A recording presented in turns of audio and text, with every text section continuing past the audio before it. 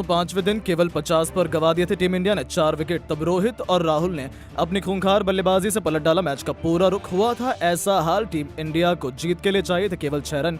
गेंदबाजी में तो मिचेल स्टार्क, बल्लेबाजी कर रहे थे खुद नीतीश रेड्डी। फिर हुआ ऐसा घमासान, देख फटी की फटी रह गई पूरे क्रिकेट जगत की आंखें।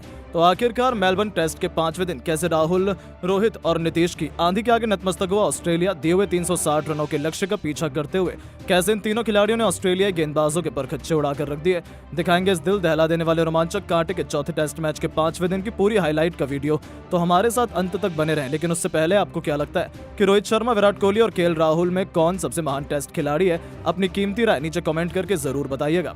दोस्तों, इंडिया और ऑस्ट्रेलिया के बीच खेले जा रहे बॉक्सिंग लेटेस्ट मैच के पहले 4 दिनों में तो कहना मुश्किल था कि कौन सी टीम किस पर हावी है। जहां ऑस्ट्रेलिया के 474 रनों के जवाब में इंडिया ने 369 रन बनाए, तो तीसरी पारी में ऑस्ट्रेलिया के क्रिकेट टीम ने चौथे दिन का खेल खत्म होने तक 228 रनों पर ही अपने 9 बल्लेबाज गवा दिए थे।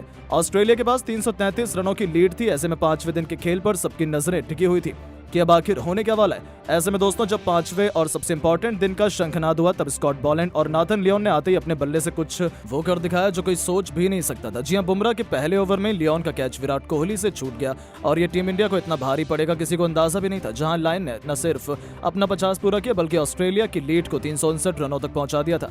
लेकिन दोस्तों, तभी जसप्रीत बुमराह आते हैं और बॉलैंड के विकेट उखाड़ते हुए उन्हें क्लीन बोल्ड कर पूरी की पूरी ऑस्ट्रेलिया को 254 रनों पर ऑल आउट कर देते हैं। इसी के साथ टीम इंडिया को टारगेट मिला था 360 का, जहां भारत के लिए सबसे अधिक जसप्रीत बुमराह ने 5 सफलताएं हासिल की थी। और टीम इंडिया इस 5वें टेस्ट मैच में जीत से केवल 360 रन दूसरे मुकाबले किसी भी तरफ जा सकता था। ऐसे में टीम इंडिया को आसान से जीत दिलाने यशस्वी और रोहित शर्मा आए थे, लेकिन किसी ने सपने में भी नहीं सोचा था कि इस मैच में कुछ ऐसा हो जाएगा जहां ऑस्ट्रेलिया के गेंदबाजों ने ऐसा कहर बरपाया कि यशस्वी जायसवाल ही नहीं बल्कि विराट कोहली, ऋषभ पंत और वाशिंगटन सुंदर जैसे 4 बल्लेबाज केवल 50 के भीतर ही पवेलियन लौट गए थे। टीम इंडिया की हालत खराब हो गई थी। ऑस्ट्रेलिया तो जीत का जश्न मना रही थी। उस समय टीम इंडिया के लिए संकट मोचन बने रोहित शर्मा और केएल राहुल, जिन्होंने अपने बल्ले से वो चमत्कार कर दिखाया कि ऑस्ट्रेलिया के जबड़े से जीत को छीन लाए।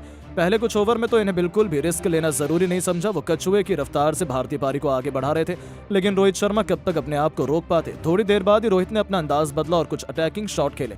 वही राहुल शुरू में अपना समय ले रहे थे और रोहित का साथ दे रहे थे। इन दोनों के बीच काफी ज्यादा तालमेल भी नजर आ रहा था। उन्होंने कप्तान रोहित के साथ मिलकर जिम्मेदारी से बैटिंग करी, जैसे जैसे पारी को संभाला और आगे बढ़ाया। देखते देखते उन दोनों ने अपने बल्ले से धमाल मचाना शुरू कर दिया। मिचेल स्टार्क के एक ओवर में लगातार 2 गेंद पर 2 चौके मारकर रोहित ने ऑस्ट्रेलिया को मुंहतोड़ जवाब देना शुरू कर दिया।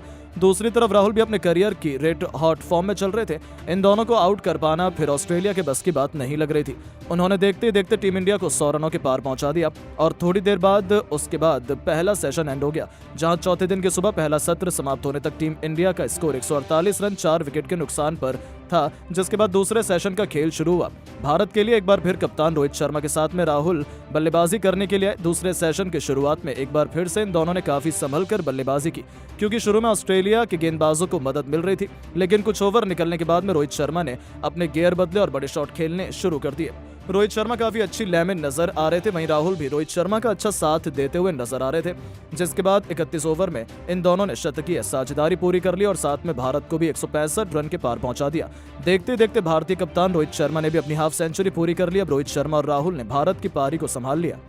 हालांकि ऑस्ट्रेलिया के गेंदबाज भी विकेट लेने की भरपूर कोशिश कर रहे थे, लेकिन अब इन दोनों के बीच काफी अच्छा तालमेल नजर आ रहा था।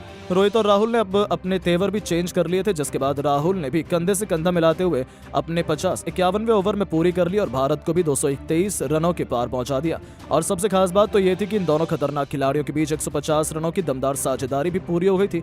ये दोनों तो ऑस्ट्रेलिया के गेंदबाजों के परखच्चे उड़ाने पर तुले हुए थे। Pat Cummins, Josh Hazlewood, Mitchell Starc, इन तीनों की तिकड़ी को उन्होंने ऐसा धोया कि दिन में तारे दिखाते हुए ऑस्ट्रेलिया के खेमे में हड़कंप मचा दिया था। ऑस्ट्रेलिया का हर एक प्लान फ्लॉप हुआ था। उन्हें समझ नहीं आ रहा था कि कैसे इन दोनों को तूफान को रोका जाए। आपको बता दें कि दोस्तों, फिर देखते देखते रोहित ने 2 लगातार चौके लगाकर अपनी धमाकेदार सेंचुरी पूरी कर ली, जिस पर पूरी स्टेडियम में खड़े होकर उन्हें सलाम ठोक उनकी तारीफ करी। आखिर हो भी क्यों ना, मुश्किल की घड़ी में रोहित शर्मा टीम इंडिया के लिए सबसे बड़े संकट मोचन बने थे। और इसी के साथ 61 ओवर की समाप्ति तक दूसरा सेशन भी समाप्त हो गया, जहां दूसरे सेशन की समाप्ति तक टीम इंडिया का स्कोर 273 रन तक पहुंच गया था, जिसके बाद तीसरे सेशन की शुरुआत में एक बार फिर से राहुल के साथ रोहित ही पारी को आगे बढ़ाने के लिए आए। रोहित और राहुल ने सेशन की शुरुआत ही अटैकिंग तरीके से की। खासतौर पर रोहित ने बॉलर्स के ऊपर डोमिनेट किया। वहीं उसके 3 ओवर के बाद में रोहित शर्मा ने राहुल के साथ में मिलकर अपनी टीम को 300 रन के पार पहुंचा दिया था। दोनों ही बल्लेबाजों के बीच की ये साझेदारी अब ऑस्ट्रेलिया के लिए काफी खतरनाक होती नजर आ रही थी, क्योंकि ये दोनों तेजी से भारत के स्कोर को आगे बढ़ा रहे थे। लेकिन उसके बाद में सेट बल्लेबाज कप्तान रोहित शर्मा को पैट कमिंस ने आउट कर दिया और भारत को सबसे बड़ा झटका दिया, जहां रोहित शर्मा ने भारत के लिए 139 रन की कप्तानी पारी खेली। रोहित शर्मा ने इस पारी के दौरान 12 चौके और 4 तूफानी छक्के भी लगाए और उसके बाद में बल्लेबाजी करने के लिए नीतीश रेड्डी आए, जिसके बाद नीतीश और राहुल ने मिलकर भारत की पारी को आगे बढ़ाने का काम किया। खासतौर पर राहुल तो आज फास्ट और स्पिन दोनों गेंदबाजों को काफी अच्छे से डोमिनेट कर रहे थे।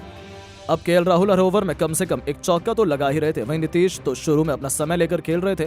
अब इन दोनों के बीच भी अच्छा तालमेल नजर आ रहा था। राहुल भी अब तेजी से अपने शतक की ओर बढ़ते हुए नजर आ रहे थे, जिसके बाद नीतीश और राहुल के बीच भी 50 रन की साझेदारी हो गई और वो फिर मोमेंट आया जिसका सबको बेसब्री से इंतजार था।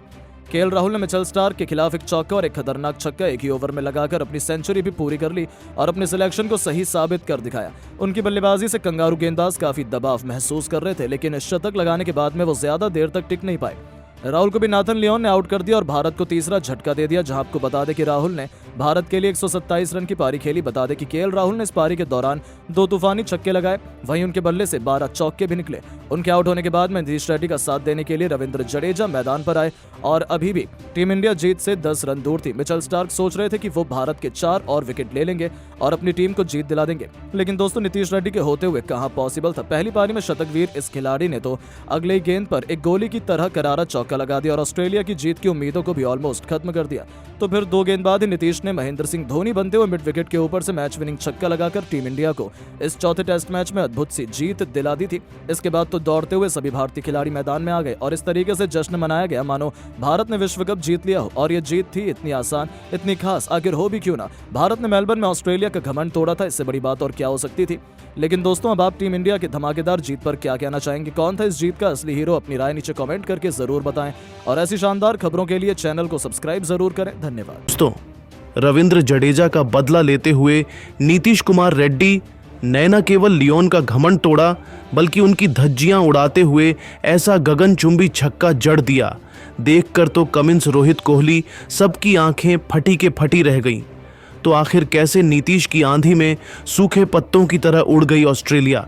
कैसे नीतीश ने मारा गेंद को दुनिया के सबसे बड़े मेलबर्न स्टेडियम के बाहर उनका वह मॉन्स्टर छक्का व खतरनाक मूवमेंट?